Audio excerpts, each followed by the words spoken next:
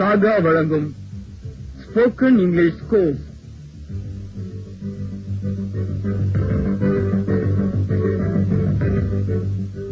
Good morning. இன்னைக்கு கிளாஸ்ல நாம் பார்க்க போறது ஆக்சிலரிஸ்ல ஹேவ் அண்ட் இட்ஸ் ஃபார்ம்ஸ் பத்தி பார்க்க போறோம். நேத்து டீச் பண்ணதை படிச்சு பாத்தீங்களா? சரி, புக்க பாருங்க. Have and its forms. ஹேவும் அதனுடைய வடிவங்களும் அப்படின்னு அர்த்தம். நேத்து டூ அண்ட் இட்ஸ் ஃபார்ம்ஸ் பாத்தீங்க. இன்னைக்கு have and its forms. First இந்த ஹேவ ஆக்சிலரியா பார்க்கலாம். As an auxiliary, have, has, had. அதாவது ஹேவ்ன்ற வார்த்தை ஆக்சிலரியா வரும்பொழுது 3 ஃபார்ம்ஸ் ஹேவ், ஹேஸ், ஹேட். இந்த மூணுக்கும் மீனிங் கிடையாது. இந்த ஹேவ், ஹேஸ், ஹேட் மீனிங் இல்லாம வர போல ஏற்கனவே நீங்க டென்ஸ்ல பாத்தீங்க. இதுக்கு சில எக்ஸாம்பிள் தர கவனிங்க. I have applied for a job. நான் ஒரு வேலைக்காக விண்ணப்பித்திருக்கிறேன். இந்த இடத்துல haveக்கு மீனிங் இல்ல. She has sent me 2 letters. அவள் எனக்கு 2 கடிதங்களை அனுப்பியிருக்கிறாள். இந்த hasக்கு மீனிங் இல்ல. I had told my mother. நான் என்னுடைய அம்மாவிடம் சொல்லியிருந்தேன். இங்க hadக்கும் மீனிங் இல்ல. மேல பார்த்த எக்ஸாம்பிள்ஸ்ல have, has, had இதுக்கெல்லாம் மீனிங் கிடையாது. அதாவது have, has, had இந்த மூணும் கொஸ்டினா வரும்போது மீனிங் கிடையாது. 5th ஃபார்முக்கு முன்னால வந்தாலும் மீனிங் கிடையாது. நாட்டுக்கு பக்கத்துல 5th ஃபார்ம் வந்து அதுக்கு முன்னால have, has, had வந்தாலும் மீனிங் கிடையாது. அது தவிர வேற எங்க வந்தாலும் have, has, hadக்கு மீனிங் உண்டு. என்ன மீனிங்னா haveக்கு சாப்பிடு, குடி, வைத்திரு அப்படின்னு அர்த்தம் வரும். இடத்துக்கு ஏத்த மாதிரி எந்த மீனிங் சூட் ஆகுமோ அதை எடுத்துக்கணும். புக்க பாருங்க. As a main verb, have, has, having, had, had. இந்த have மெயின் verb வரும்போது 5 ஃபார்ம்ஸ். மெயின் verb வரும்போது 5 ஃபார்ம்ஸ் மீனிங் உண்டு. என்ன மீனிங் சொன்னப்போ? சாப்பிடு, குடி, வைத்திரு. நிறைய ஸ்டூடெண்ட்ஸ் haveக்கு மீனிங் இருக்கா இல்லையான்னு முன்னாடி கேட்டிருக்காங்க. நான் அப்புறம் நடத்துவேன்னு சொல்லிட்டேன். இப்ப நடத்த போறேன், கவனிங்க. சாப்பிடு, குடி, வைத்திரு 3 மீனிங். வைத்திரு இருக்கிறது அப்படின்ற மீனிங்ல சில எக்ஸாம்பிள்ஸ் பாருங்க. I have self confidence. எனக்கு தன்னம்பிக்கை இருக்கிறது. We have a car. எங்களிடம் ஒரு கார் இருக்கிறது. மலர் வண்ணன் has a computer. மலர் வண்ணனிடம் ஒரு கம்ப்யூட்டர் இருக்கிறது. இங்க ஏன் has போட்டிருக்கேன்னா மலர் வண்ணன் சிங்குலர், அதனால has போட்டிருக்கேன். Second form. Rohini had a veena. ரோஹிணியிடம் ஒரு வீணை இருந்தது. had past tense. இந்த have எந்த டென்ஸ்ல வேணாலும் யூஸ் பண்ணலாம். பிரசன்ட், பாஸ்ட், ஃபியூச்சர் எதுல வேணாலும். இங்க have, has, had 3 கேள்வியாவும் வரல. இங்க மேல பாத்தீங்க இல்லையா, அங்க have, has, had 3 கேள்வியாவும் வரல. 5th ஃபார்முக்கு முன்னாலேயே வரல. அதனால have, has, hadக்கு மீனிங் உண்டு. அடுத்து haveக்கு சாப்பிடுன்ற மீனிங் வர போல சில எக்ஸாம்பிள் சொல்றேன், கவனிங்க. Shall we have in this hotel? நாம் இந்த ஹோட்டலில் சாப்பிடலாமா? I had 2 idlis. நான் 2 இட்லிகள் சாப்பிட்டேன். Do you have lunch at home? நீ மதிய உணவை வீட்டில் சாப்பிடுகிறாயா? I have had some sweets. நான் கொஞ்சம் ஸ்வீட்ஸ் சாப்பிட்டிருக்கிறேன். இங்க haveக்கு மீனிங் இல்ல. hadக்கு மீனிங் உண்டு. ஏன்னா have, hadன்ற 5th ஃபார்முக்கு முன்னால வந்திருக்கு. மேல எக்ஸாம்பிள்ஸ்ல இருக்கிற have, had இதுக்கெல்லாம் மீனிங் உண்டு. ஏன்னா இதெல்லாம் கேள்வியா வரல, 5th ஃபார்முக்கு முன்னாலே வரல, அதனால மீனிங் உண்டு. எல்லா டென்ஸும் யூஸ் பண்ணலாம். அடுத்து haveக்கு குடின்ற மீனிங் வர போல சில எக்ஸாம்பிள்ஸ் பாருங்க. have some coffee and go. கொஞ்சம் காஃபி சாப்பிட்டு போங்க. haveக்கு குடின்னு ஒரு அர்த்தம் உண்டு. Do you have buttermilk daily? நீ தினமும் மோர் குடிக்கிறாயா? He had a cup of milk. அவன் ஒரு கப் பால் குடித்திருந்தான். இந்த இடத்துல 2 had போட்டிருக்கேன். பிரிண்டிங் மிஸ்டேக் நினைச்சுக்காதீங்க. முதல் had ஆக்சிலரி, மீனிங் இல்ல. ரெண்டாவது had மெயின் verb, மீனிங் உண்டு. Don't have too much. நிறைய குடிக்காதே. மேல கொடுத்திருக்க எக்ஸாம்பிள்ஸ்ல have, has, had கேள்வியா வரல, 5th ஃபார்முக்கு முன்னாடியே வரல. அதனால இந்த 3க்கும் மீனிங் உண்டு. எந்த டென்ஸ்ல வேணாலும் போட்டுக்கலாம். சரி, கடைசியா இந்த ஹேவிங் பத்தி பாருங்க. ஹேவிங் எங்க வந்தாலும் மீனிங் உண்டு. he is having my bicycle. அவன் என்னுடைய சைக்கிளை வைத்துக் கொண்டிருக்கிறான். don't scold when he is having. அவன் சாப்பிட்டுக் கொண்டிருக்கும் பொழுது திட்டாதே. இது போல நிறைய எக்ஸாம்பிள்ஸ் நீங்களும் கொடுக்கலாம். இது வரைக்கும் என்ன பாத்தீங்க? have auxiliary வரும்போது 3 ஃபார்ம்ஸ். have, has, had கொஸ்டினா வந்தா மீனிங் கிடையாது. verb 5th ஃபார்முக்கு முன்னால வந்தா மீனிங் கிடையாது. not வந்து 5th ஃபார்ம் வந்து அதுக்கு முன்னால வந்தாலும் மீனிங் கிடையாது. இந்த பாயிண்ட்ஸ் என்னைக்கு மறக்கூடாது. புரிய நினைக்கிறேன். சரி, இனி நாம் பார்க்க போறது அதர் auxiliary verbs. இதுல shall, should, will, would, can, could, may, might, must, need not, have to, used to. இதெல்லாம் எப்ப யூஸ் பண்றது?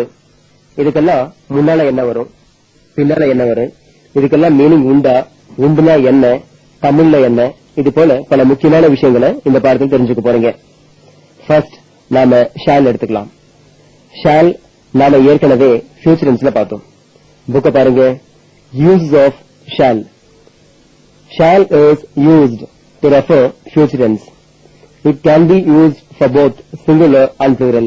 However, preference is given only to I and we. அதாவது shall எதிர்காலத்தை குறிக்க யூஸ் பண்ணுவோம். ஷாலுக்கு முன்னால எது வேணாலும் போடலாம். சிங்குலர், plural ரெண்டும் போடலாம். இருந்தாலும் ஷாலுக்கு முன்னால நாம அதிகமா யூஸ் பண்றது ஐயோ பியோ. என்ன புரியுதா? எங்கேயாவது ஒரு சில இடத்துல ஐக்கும் பிக்கும் பதிலா வேற ஏதாவது வரலாம். வந்தா ஒண்ணும் இல்ல, ஃபியூச்சர் டென்ஸ்னு எடுத்துங்க, அது போதும். சரி, இப்போ புக்ல கொடுத்திருக்க எக்ஸாம்பிள்ஸ் பாருங்க. I shall pass with first class. நான் ஃபர்ஸ்ட் கிளாஸ்ல பாஸ் பண்ணுவேன்.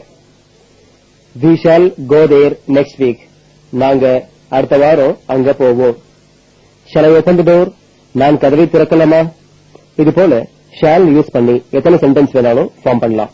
ஷால் ஃபியூச்சர் டென்ஸுக்கு அவ்வளவுதான். இது தெரிஞ்சுட்டா போதும். இது தவிர ஷால் வேற எங்கேயும் வராது. ஓகே, அடுத்து நாம பார்க்க போறது ஷால் உடைய பாஸ்ட் டென்ஸ் ஷுட். இத பத்தி பார்க்கலாம். ஷாலுக்கு மீனிங் இல்ல, ஷுட்டுக்கு மீனிங் உண்டு. பாருங்க, யூசஸ் ஆஃப் ஷுட்.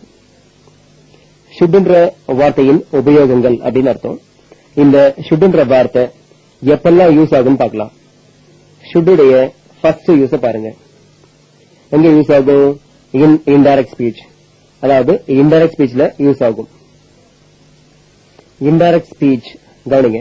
டைரக்ட்ல இருந்து இன்டைரக்டுக்கு மாத்தும் போது ஷால் ஷுட் ஆகும். புக்ல கொடுத்திருக்க எக்ஸாம்பிள் பாருங்க. Adikesavan said I shall help. இது டைரக்ட் ஸ்பீச். டைரக்ட் ஸ்பீச்ல இருக்கிற ஷால் இன்டைரக்ட்ல ஷுட்டா மாறும். மாறும்போது ஷால் மீனிங் தான் வரும், ஷுட் மீனிங் வரக்கூடாது. சரி, இன்டைரக்டா பாருங்க. Adikesavan told that he should help. தமிழ்ல ஆதிகேசவன் தான் உதவுவதாக கூறினான். பாருங்க, ஷால் ஷுட்டா மாறி இருக்கு. ஷால் ஷுட்டா மாறுறத மட்டும் பாத்துங்க. மத்ததெல்லாம், அதாவது செட் ஏன் டோல்டா மாறுது, ஐ ஏன் ஹீயா மாறுது, இத பத்தி எல்லாம் இன்டைரக்ட் ஸ்பீச்னு தனியார் கிளாஸ் எடுப்பேன், அதுல சொல்லித்தரேன். சரியா? ஓகே, இன்னொரு எக்ஸாம்பிள் பாருங்க. மூர்த்தி said I shall get a government job. இன்டைரக்ட்ல Murthy told that he should get a government job. மூர்த்தி தனக்கு அரசாங்க வேலை கிடைக்கும் என்று கூறினான். இங்கேயும் ஷால் ஷுட்டா மாறுது. இது போல எப்பெல்லாம் டைரக்ட்ல இருந்து இன்டைரக்ட் மாத்திரமோ அப்பெல்லாம் ஷால் ஷுட் ஆகும். சரி, இப்போ ஷுட்டுடைய அடுத்த யூஸ பத்தி பாருங்க. இங்க ஷுட்டுக்கு மீனிங் உண்டு. அதாவது டைரக்ட்ல இருந்து இன்டைரக்ட் மாறும்போது மட்டும்தான் ஷுட்டுக்கு மீனிங் கிடையாது. மற்ற இடங்கள்ல எங்க வந்தாலும் ஷுட்டுக்கு மீனிங் உண்டு. என்ன அர்த்தம்னா ஷுட்டுக்கு வேண்டும், ஷுட்டாட்டுக்கு கூடாது. இதான் அர்த்தம். புக்க பாருங்க. ஃபார் கம்பல்ஷன், ஏதாவது ஒரு விஷயத்தை வலியுறுத்தி சொல்லும் போது ஷுட் போடணும். இந்த should present tense, past tense, future tense மூணுத்துலயும் யூஸ் பண்ணலாம். கேள்வியாகவும் வரலாம். ஷுட்ட முன்னால போட்டா கேள்வி ஆயிடும். ஃபர்ஸ்ட் பிரசன்ட் டென்ஸ்ல பாருங்க. Present tense, we should understand each other. நாம் ஒருவரை ஒருவர் புரிந்து கொள்ள வேண்டும். இங்க ஷுட்டுக்கு வேண்டும் அர்த்தம். இதுல இல்ல, இனி வரப்போற எல்லா எக்ஸாம்பிள்ஸ்லயும் ஷுட்டுக்கு வேண்டும் மீனிங் தான். இது கவனிங்க. Parents should respect the feelings of their children. பெற்றோர்கள் தங்களின் குழந்தைகளுடைய உணர்ச்சிகளை மதிக்க வேண்டும். I should walk daily. நான் தினமும் நடக்க வேண்டும். You should not waste time. நீ காலத்தை வீணாக்க கூடாது. இங்க should not வந்திருக்கு. மீனிங் என்ன? கூடாது. ஓகே.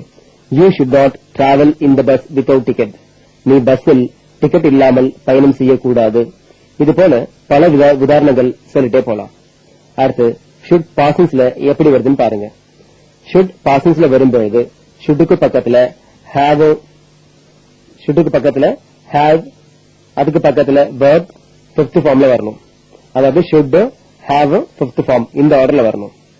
இதை எப்பவும் வரக்கூடாது. haveக்கு பதிலா has had போடவும் கூடாது. should வரணும், பக்கத்துல have வரணும், அது பக்கத்துல verb வரணும். அது என்ன ஃபார்ம்னா fifth ஃபார்ம். இப்படிதான் வரணும்.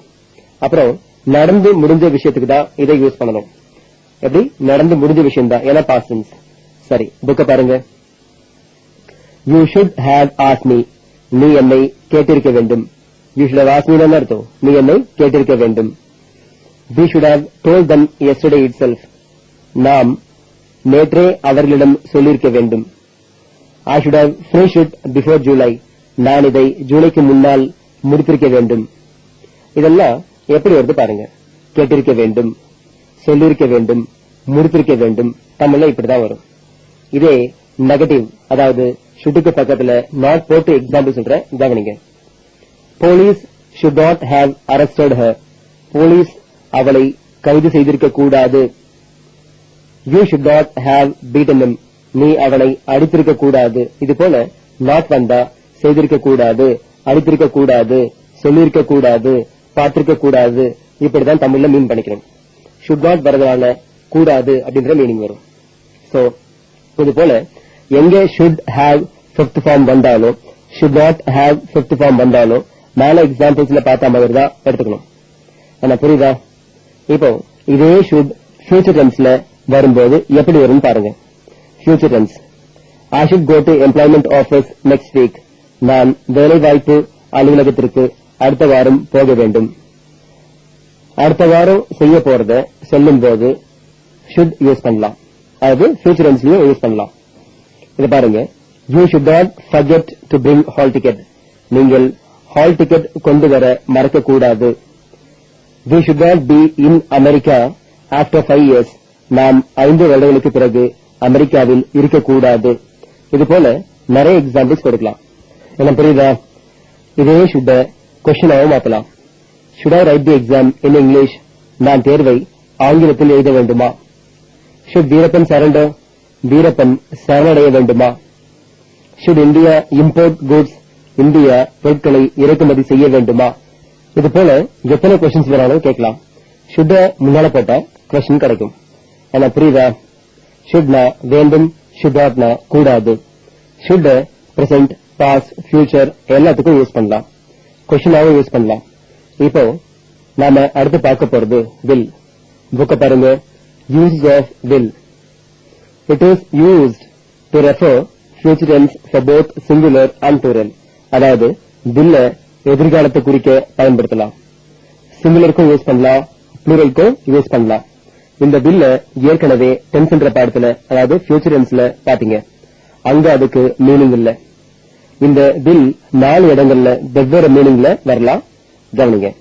will ஃபியூச்சர் டென்ஸ்ல வரலாம், will அப்படின்ற மீனிங்ல வரலாம், விரும்புன்ற மீனிங்ல வரலாம், வைராகியன்ற மீனிங்ல வரலாம். ஒன்னு will ஃபியூச்சர் டென்ஸ்ல யூஸ் ஆகும், அங்க அதுக்கு மீனிங் கிடையாது. அது ரெண்டாவது பாத்தீங்கன்னா வில்லுக்கு உள்ளுன்னு ஒரு அர்த்தம் உண்டு, இங்க மீனிங் உண்டு. மூணாவது இந்த வில்லுக்கு மீனிங் உண்டு, இங்க வில்ல விரும்பு, ஆசைப்படு அப்படின்னு அர்த்தம். அதே வில்லுக்கு மன உறுதி, வைராகியம்னு இன்னொரு மீனிங் உண்டு. இடத்துக்கு ஏத்த மாதிரி மீனிங் எடுத்துக்கணும். சரி, ஒவ்வொன்னா பார்க்கலாம். முதல்ல ஃபியூச்சர் டென்ஸ். எதிர்காலத்துல will எப்படி யூஸ் ஆகுது அப்படின்னு பாருங்க. வில்லுக்கு முன்னால சிங்குலர் அல்லது ப்ளூரல் யூஸ் பண்ணலாம். ஐயோ யூஸ் பண்ணலாம், வியோ யூஸ் பண்ணலாம். கேள்வி வேணுமா?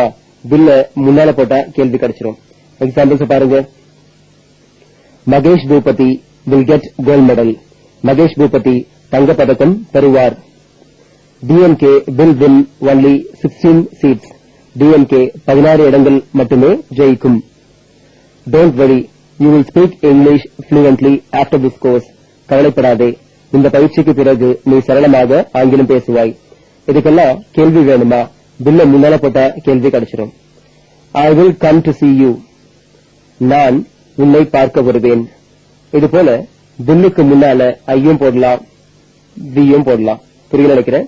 அது முதல்ல என்ன சொன்னா, ஷாலுக்கு முன்னால ஐ போடணும், வி போடணும் சொன்னேன். இப்ப என்ன சொல்ற, அதே ஐக்கு விக்கு பக்கத்துல பில்லும் போடலாம். சரி, நாம அடுத்து பார்க்க போறது வீல்ன்ற மீனிங்ல பாருங்க. My grandmother has written a will. எங்க பாட்டி ஒரு வீல் எழுதி வச்சிருக்காங்க. I lost my will somewhere. நான் என்னுடைய வீலை எங்கேயோ தொலைத்து விட்டேன். இப்ப இந்த இடத்துல வில்லுக்கு என்ன மீனிங்? வீல் அப்படின்ற மீனிங். சரி, அடுத்து வில்ல விரும்புன்ற மீனிங்ல பார்க்கலாம். I am willing to buy a puppy. நான் ஒரு நாய்க்குட்டியை வாங்க விரும்புகிறேன். she is willing to marry. அவள் திருமணம் செய்து கொள்ள விரும்புகிறாள். இப்போ இந்த இடத்துல இந்த ரெண்டு எக்ஸாம்பிள்ல வில்லுக்கு என்ன மீனிங்? விரும்பு அப்படின்ற அர்த்தம். இப்படியே வரும். அதாவது வில்லு வைராகியம் அப்படின்ற மீனிங்ல வரும். பாருங்க, where there's a will there's a way. மனம் இருந்தால் மார்க்கம் உண்டு. இது ஒரு பழமொழி. பழமொழிக்கு இங்கிலீஷ்ல ப்ராவர்ப்னு சொல்லும். இந்த இடத்துல வில்லுக்கு வைராகியம் அப்படின்னு அர்த்தம். Don't lose your will power. உன்னுடைய வைராக்கியத்தை கைவிடாதே. இது போல வில்லுக்கு 4 மீனிங் உண்டு. எல்லாத்துக்கும் எக்ஸாம்பிள்ஸ் பாத்தீங்க. பெரும்பாலும் வில் ஃபியூச்சர் டென்ஸ்ல தான் யூஸ் ஆகும். சரி, இப்போ நாம அடுத்து பார்க்க போறது வுட். புக்க பாருங்க. வுட் என்ன தெரியும் இல்லையா? வில்லுடைய பாசன்ஸ் தான் வுட். Use of would.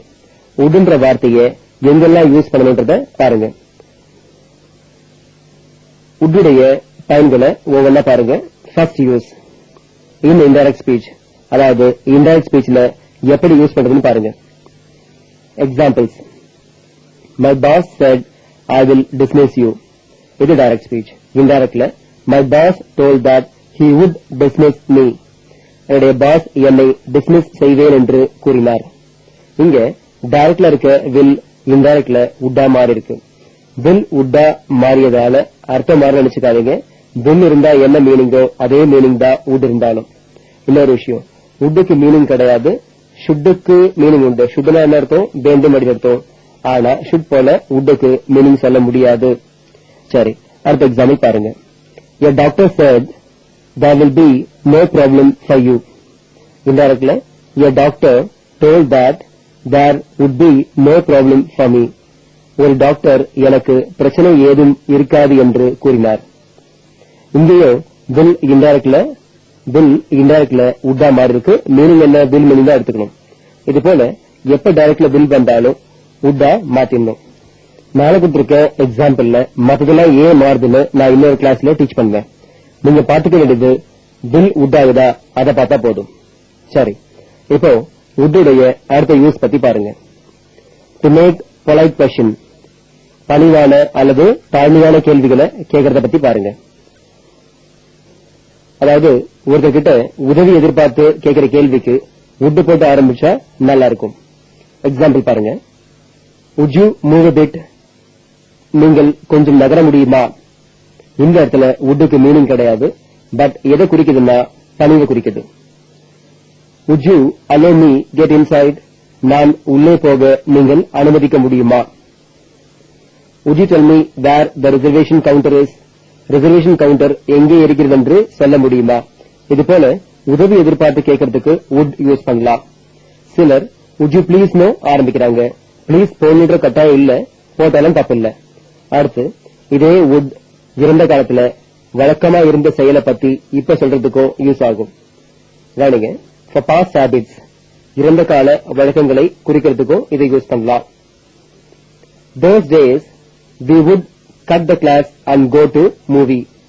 அப்பெல்லாம் நாங்க கிளாஸ கட் அடிச்சுட்டு படத்துக்கு போவோம். இத பாருங்க, ஒரு காலத்துல இந்த விஷயம் வழக்கத்துல இருந்தது, இப்ப கிடையாது. அது ஒரு காலத்துல செஞ்சுட்டு இருந்தோம், இப்ப கிடையாது. இது போல இடங்கள்லயும் would யூஸ் பண்ணலாம். when I was young my father would beat me. நான் சின்ன பையனா இருந்தப்போ எங்க அப்பா என்ன அடிப்பாரு. இப்ப இல்ல, நான் சின்ன பையனா இருந்தப்ப. சரி, People would walk for miles together 50 years ago. 50 வருஷத்துக்கு முன்னால மக்கள் மைல் கணக்கா நடந்தே போவாங்க. 50 வருஷத்துக்கு முன்னால இப்ப இல்லன்னு அர்த்தம்.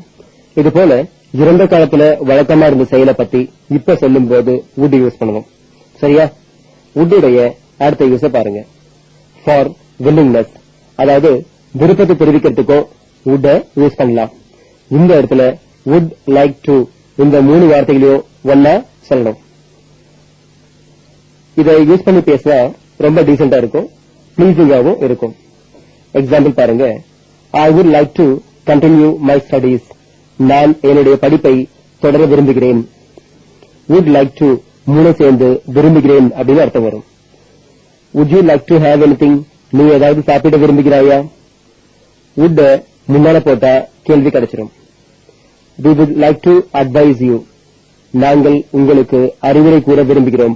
இது போல எக்ஸாம்பிள்ஸ் நிறைய கொடுக்கலாம். அடுத்து இதே would பாசன்ஸ்ல எப்படி வருதுன்னு பாருங்க. இன் பாசன்ஸ், அதாவது இறந்த காலத்துல நடந்த விஷயத்தை சொல்றதுக்கும் would யூஸ் பண்ணலாம். செயல் நடந்து முடிஞ்ச பிறகு இப்படி செஞ்சிருக்கலாமே அப்படி செஞ்சிருக்கலாமே சொல்றதுக்கும் would யூஸ் பண்ணலாம். இந்த இடத்துல woodக்கு பக்கத்துல have வரும், அதுக்கு பக்கத்துல verb fifth form வரும். அதாவது would have verb fifth form இந்த ஆர்டர்ல வரும். shouldயும் இதே போல பாத்தீங்க, should have fifth form ஞாபகம் நினைக்கிறேன். முதல்ல பாசன்ஸ்ல பார்த்த would வேற, இந்த would வேற. இந்த woodக்கு பக்கத்துல have verb fifth form வரும், ஆனா அங்க வராது. அந்த wood இறந்த காலத்துல வழக்கமா இருந்தது குறிக்கும், இது அப்படி இல்ல. சரி, would யூஸ் பண்ணா கம்பல்ஷன் கட்டாயம் கொஞ்சம் கம்மியா இருக்கும். எக்ஸாம்பிள பாருங்க. you would have called him. நீ அவனை கூப்பிட்டு இருக்கலாம். இங்க என்ன அர்த்தம்? கூப்பிட்டு இருக்கலாம், பரவாயில்லன்னு அர்த்தம். நீ கூப்பிட்டுக்கலாம், சரி பரவாயில்ல அப்படின்னு அர்த்தம். அதே should போட்டா கூப்பிட்டு இருக்க வேண்டும் அப்படின்னு அர்த்தம். இது compulsion. they would have tried it. அவங்க அதை ட்ரை பண்ணிருக்கலாம்னு அர்த்தம். I would have bought in Singapore itself. நான் சிங்கப்பூர்லயே வாங்கியிருக்கலாம்னு அர்த்தம். வாங்கி இருக்கணும் அர்த்தம் கிடையாது. அதே should have bought அப்படின்னா வாங்கியிருக்க வேண்டும் அர்த்தம். இது கம்பல்ஷன் ஜாஸ்தியா இருக்கு. we would have gone for some other movie. நாம வேற ஏதாவது படத்துக்கு போயிருக்கலாம். would have gone போயிருக்கலாம். இதே should இருந்தா போயிருக்க வேண்டும் அப்படின்னு அர்த்தம் வரும். my friend would not have bought a Dynora TV. அவருடைய ஃப்ரெண்ட் Dynora டிவியை வாங்காமல் இருந்திருக்கலாம் அப்படின்னு அர்த்தம். எப்படி? வாங்காமல் இருந்திருக்கலாம் அப்படின்னு அர்த்தம். இது நெகட்டிவ், ஏன்னா நாட்டு வந்திருக்கு. இதே should not have bought அப்படின்னா வாங்கியிருக்க கூடாது அப்படின்னு அர்த்தம் வரும். இது போல நிறைய எக்ஸாம்பிள்ஸ் கொடுத்துட்டே போலாம்.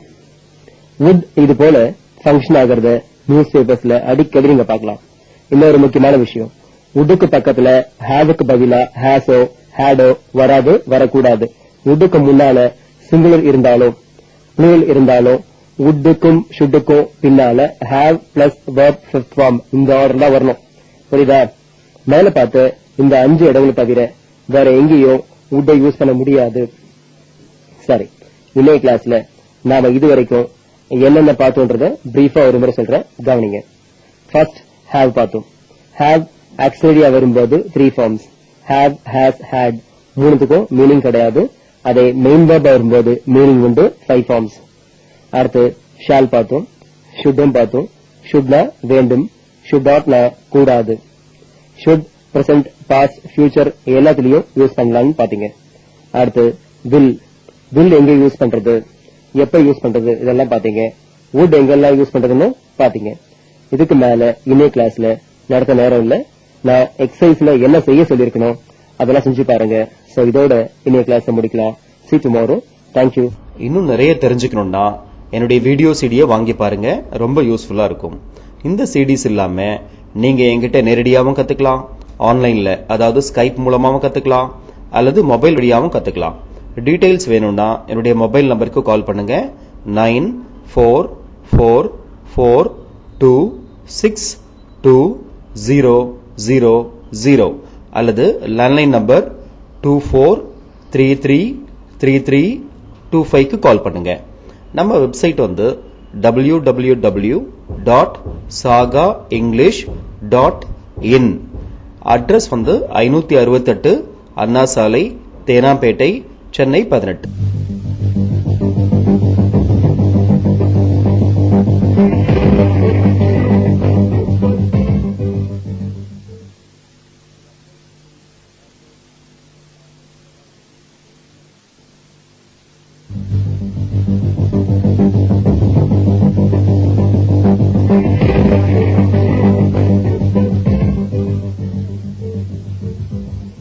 சாகா வழங்கும் ஸ்போக்கன் இங்கிலீஷ் கோர்ஸ்.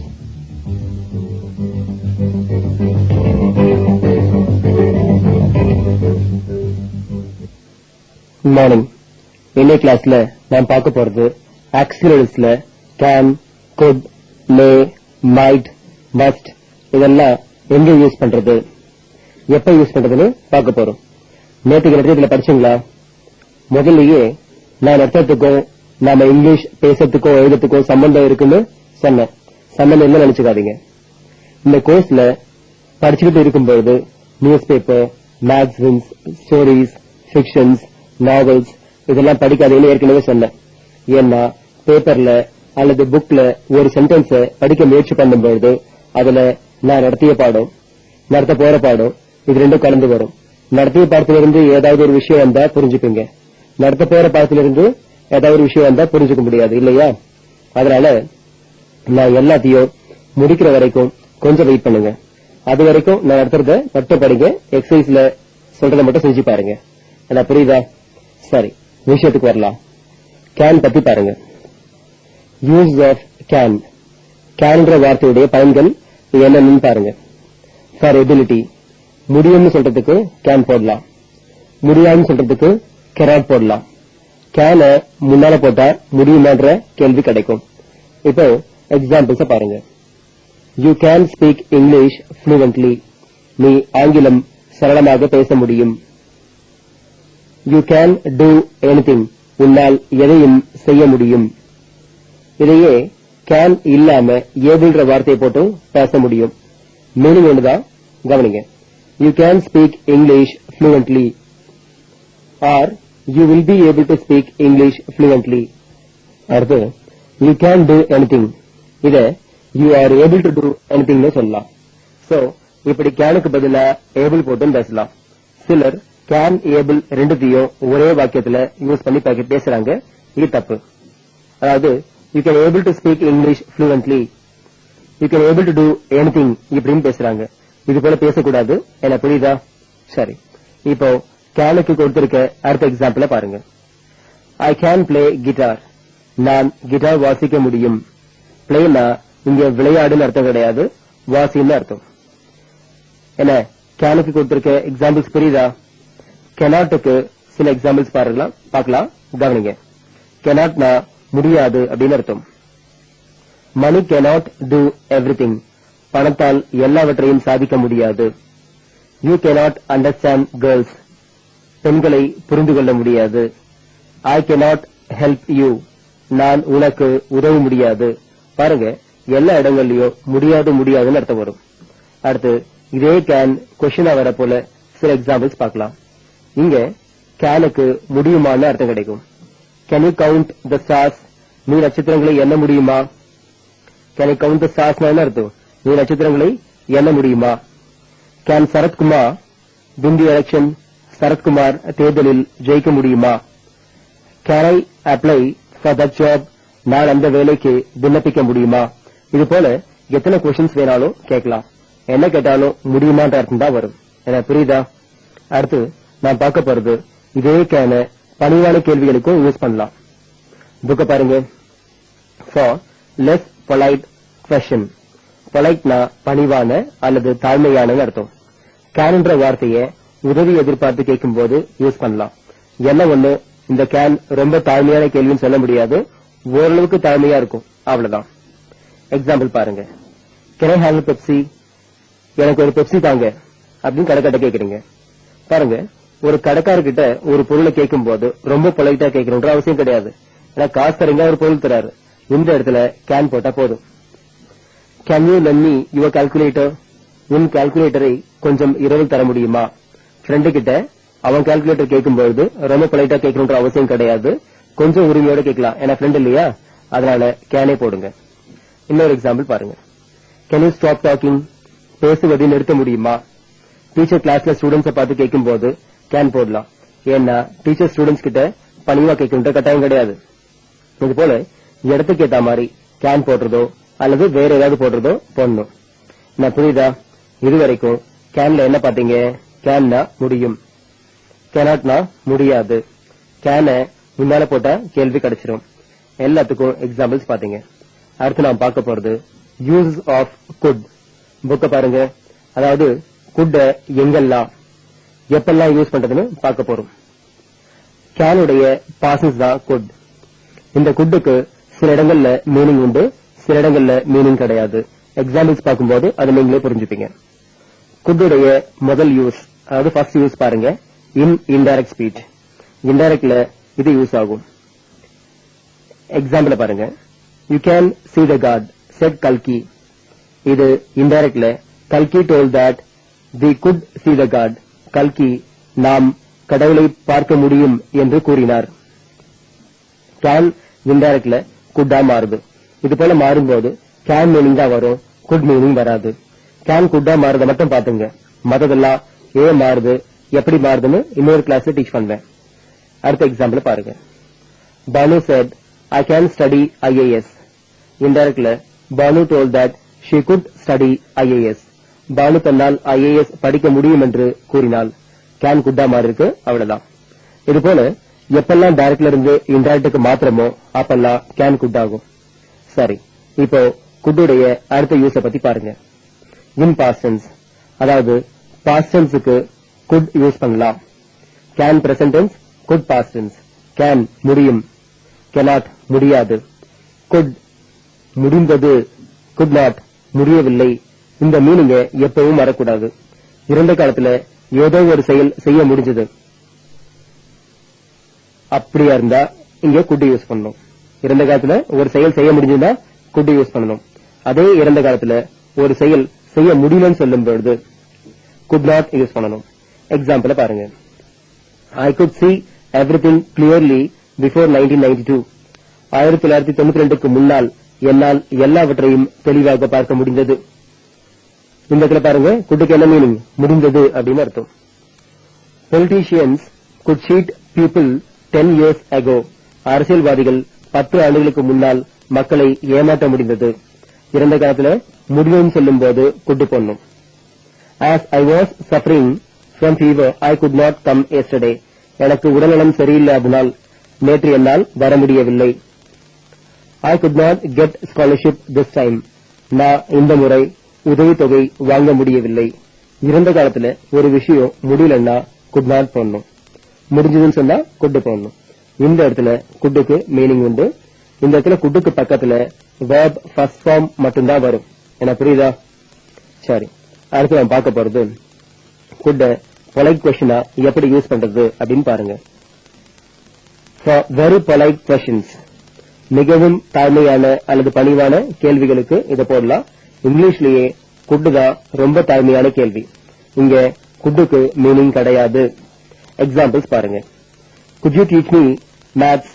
நீ எனக்கு மேத்ஸ் கத்துத்தர முடியுமா? Could you get me a ticket? நீ எனக்கு ஒரு டிக்கெட் வாங்கி தர முடியுமா? Could you leave me alone? நீ என்னை கொஞ்சம் தனியாக விட முடியுமா? Could you show me where library is? Library எங்கே இருக்கிறது என்று எனக்கு காண்பிக்க முடியுமா? இது போல எத்தனை பொலைட் கொஸ்டின்ஸ் வேணாலும் குட் யூஸ் பண்ணி கேட்கலாம். புரியல நினைக்கிறேன். குட்டுடைய அடுத்த யூஸ பாருங்க. இன் பாஸ்ட் டென்ஸ், அதாவது பாஸ்ட் டென்ஸ்ல யூஸ் பண்ணலாம். ஏற்கனவே ஒரு பாஸ்ட் டென்ஸ் பாத்தீங்க. இந்த இடத்துல குட்டுக்கு பக்கத்துல have வரும், பக்கத்துல verb fifth form வரும். அந்த இடத்துல குட்டுக்கு பக்கத்துல verb first form தான் வரும். அந்த இடத்துல குட்டுக்கு முடிந்தது, குட் நாட்டுக்கு முடியவில்லைன்னு மீனிங் வரும். ஆனா இந்த இடத்துல முடிந்தது முடியவில்லை என்ற மீனிங் வராது. கவனிங்க. நடந்து முடிஞ்ச சம்பவத்தை பத்தி சொல்லும் பொழுது இதை போடலாம். என்ன ஆர்டர்ல வரும்னா good have verb fifth form. That's all. Example பாருங்க. They could have got it last Friday itself. அவர்களுக்கு அது போன வெள்ளிக்கிழமையே கிடைத்திருக்க கூடும். பாருங்க, could have got, அது could have got could have a verb first form. இந்த ஆர்டர்ல வரணும். அடுத்து he could have escaped in the accident. அவன் அந்த விபத்தில் தப்பித்திருக்க கூடும். could have escaped தப்பித்திருக்க கூடும் அப்படின்னு வரும். you could have seen the advertisement. நீ அந்த விளம்பரத்தை பார்த்திருக்க கூடும். could have seen பார்த்திருக்க கூடும். she could have understood what I said. நான் சொன்னதை அவள் புரிந்து கொண்டிருக்க கூடும். could have understood புரிந்து கொண்டிருக்க கூடும். இதே would have understood சொன்னா புரிந்து கொண்டிருக்கலாம். should have understood னா புரிந்து கொண்டிருக்க வேண்டும். இப்படி would should இதெல்லாம் மாத்த மீனிங் மேல பார்த்த மாதிரி மாறும். புரிய நினைக்கிறேன். சரி, இப்போ இந்த could 4 இடங்கள்ல வரும். டைரக்ட்ல இருந்து இன்டைரக்ட் மாறும்போது கேன் குட் ஆகும். பாசன்ஸ்ல could வரும். பொலைட் கொஸ்டினா வரும்போதும் could வரும். பாசன்ஸ்ல அதாவது இன்னும் கடைசியா ஒரு பாசன்ஸ் பாத்தீங்கன்னா அங்கேயும் could வரும். என்ன ஆர்டர்னா could have verb first form இந்த ஆர்டர்ல வரும். இதெல்லாம் எப்பவும் வரக்கூடாது.